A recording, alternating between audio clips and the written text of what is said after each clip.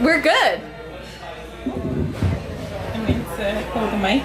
Yeah. Hi everyone, my name is Chioma Ofodile. I'm really excited to be here.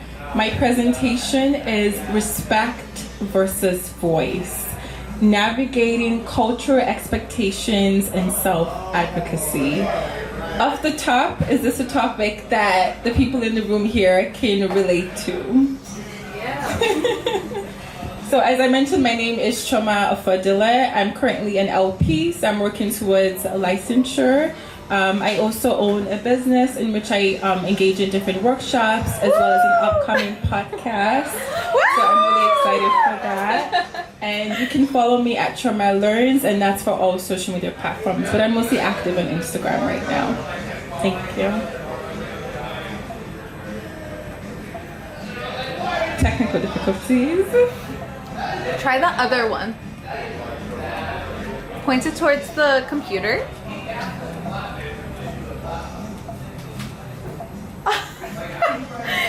Here.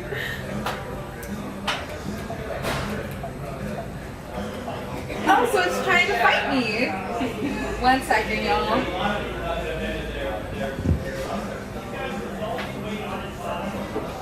We can have a dance break. Go ahead. Oh, you have a question? Thank you. Thank you, though. So, our very first question is, what did respect look like in your household growing up? I want you guys to discuss this amongst yourself and then to share it with the group. So take a minute or two to discuss what respect looked like.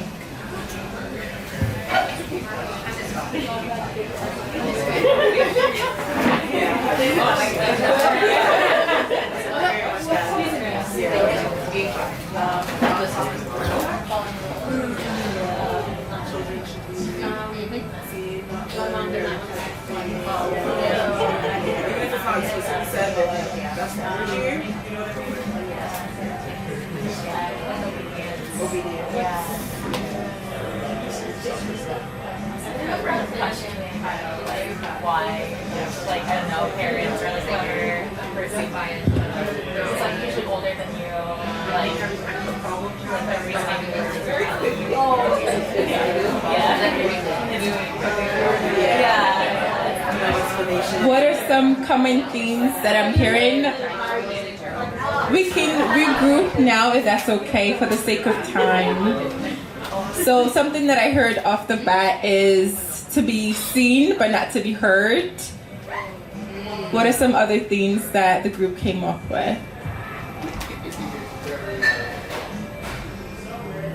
Shout out, y'all. You got this. Keep it quiet.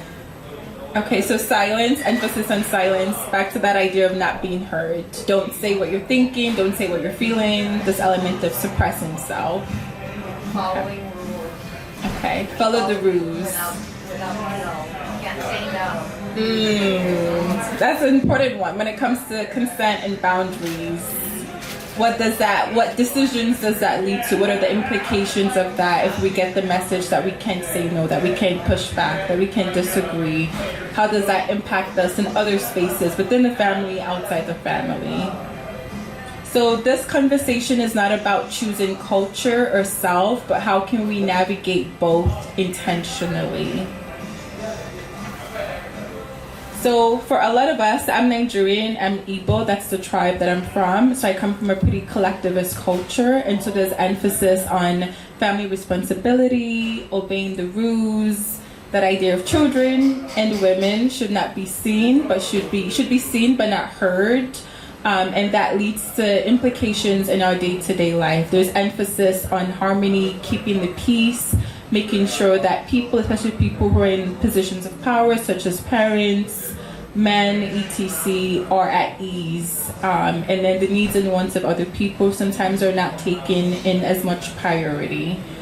Whereas for individualistic culture, which is what we would describe American culture as, there's more emphasis on direct communication, being expressive, saying what you think, standing your ground, not holding back. And so those are very different messages. One is saying, harmony, keep the peace. The other one is saying, if you think it, you should say it, and those are different rules and expectations.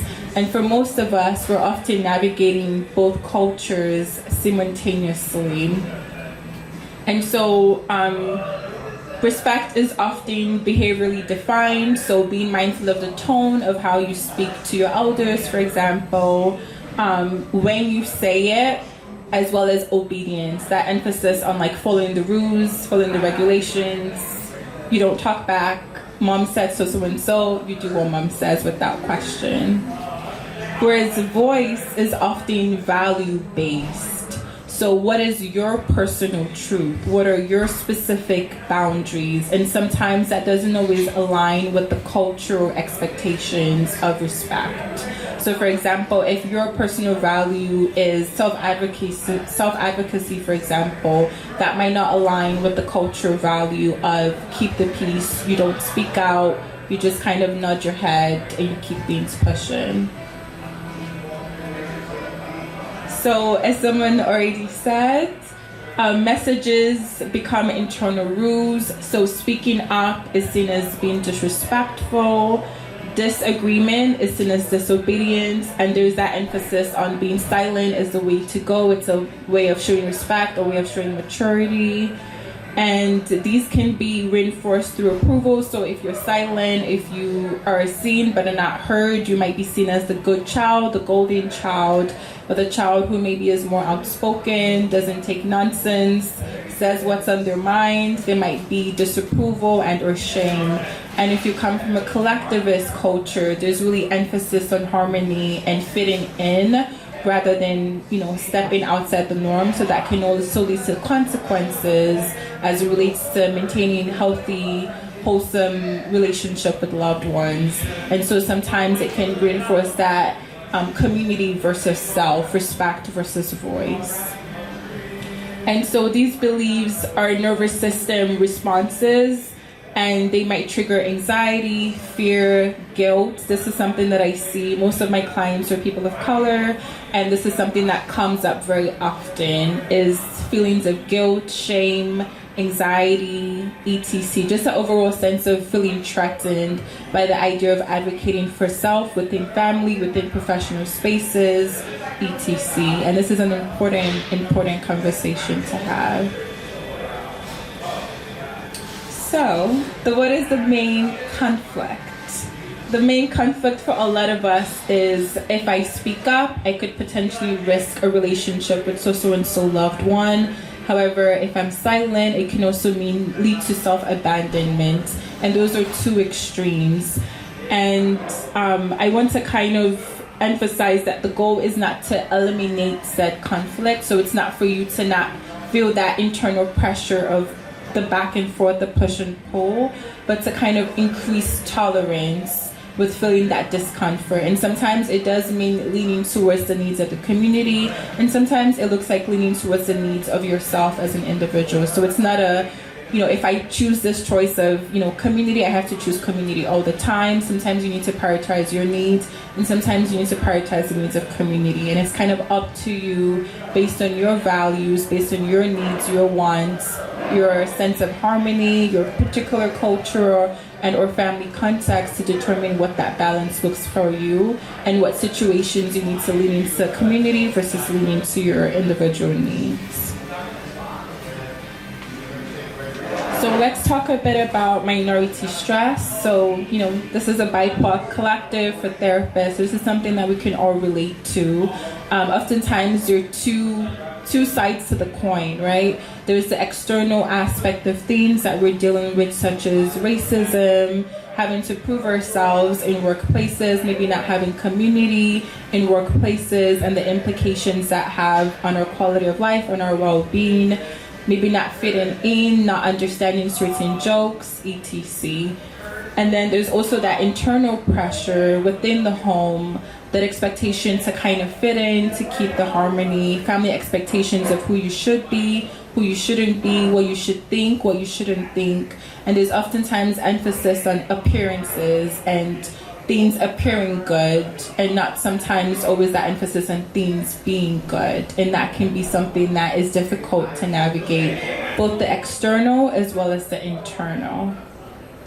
And so many of us learn to not add stress to the family, to kind of handle things on our own. And that can, as we all know, as therapists, cannot be the best thing for our well-being. And something else that I wanted to mention when it comes to this, I like to talk about this very often, is autoimmune diseases. Statistically speaking, I see the head nod. Statistically speaking, women are more likely to have autoimmune conditions, and to me that's very tied to, bless you, to me that's very tied to this topic.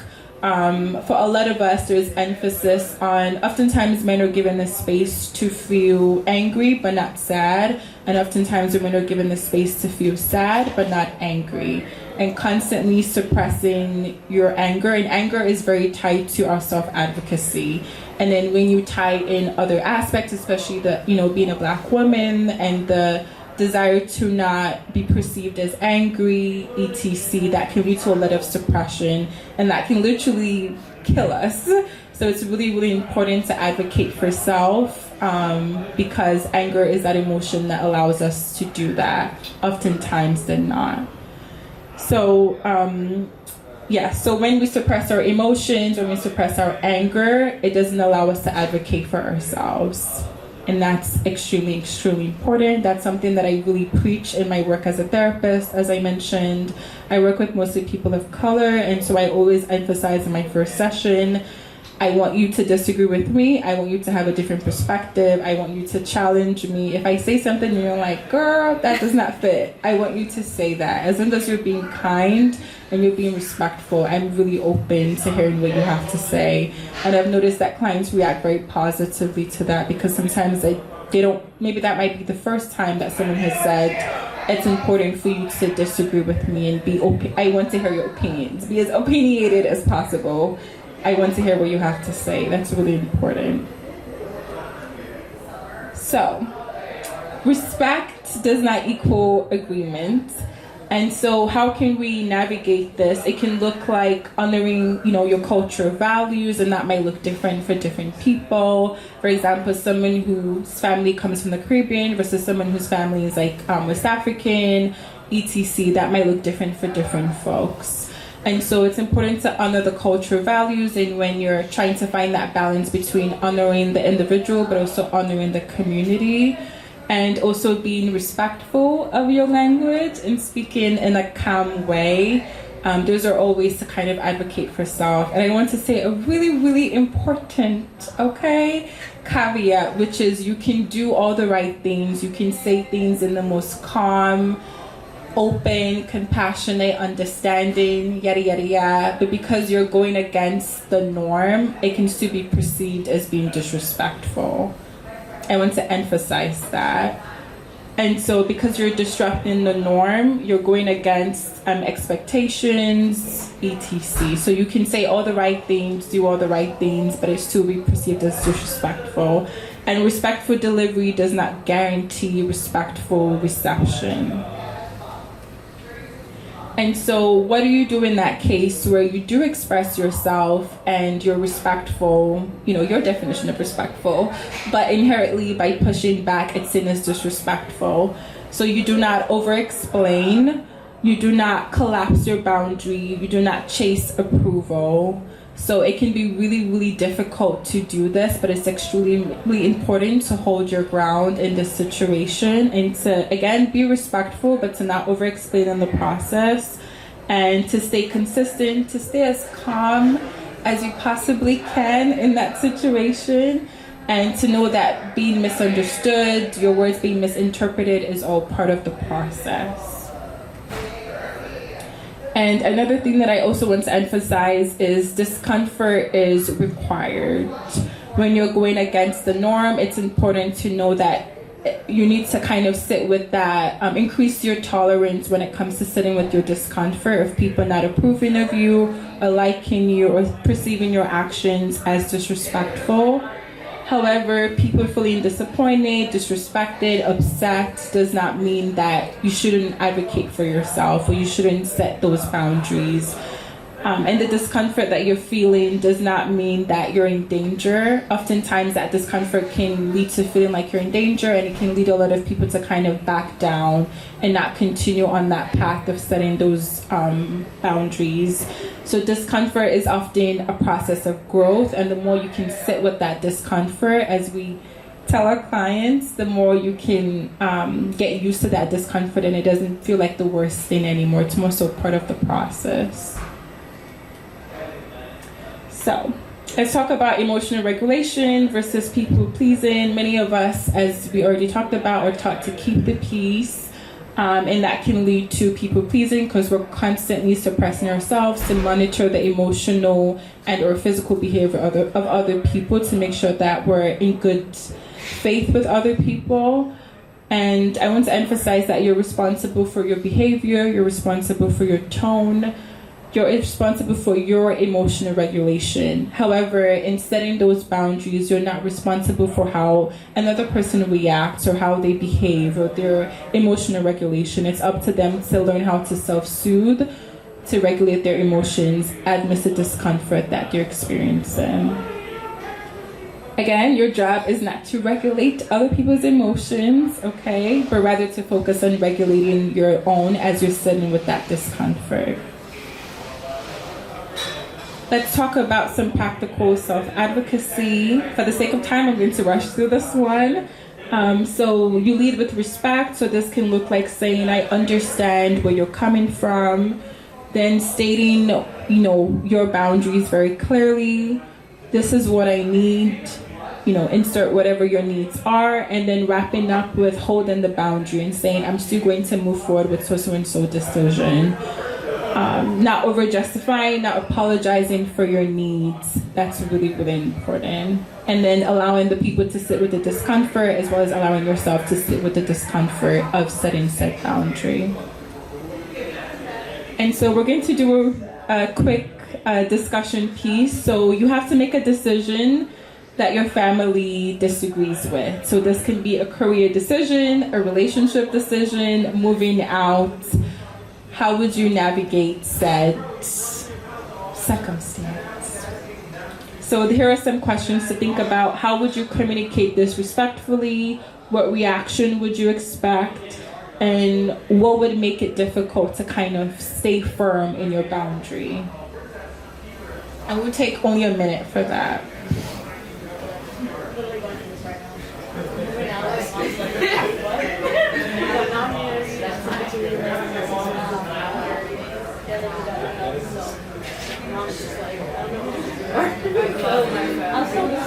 So finding that I definitely overreacted. Right. Heavy on the over-desperation part.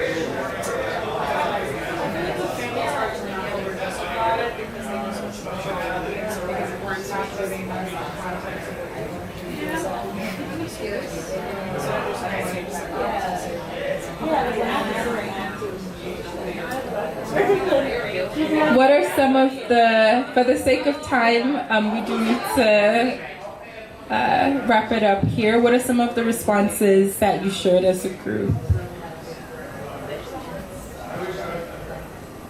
The need to over-justify with family. I also heard someone saying that they're currently in this place because they're moving out. Yeah. She hates it. I understand. When I was moving away for college, it was a similar... Yeah. What are some other responses? What were some other themes that came up for the group?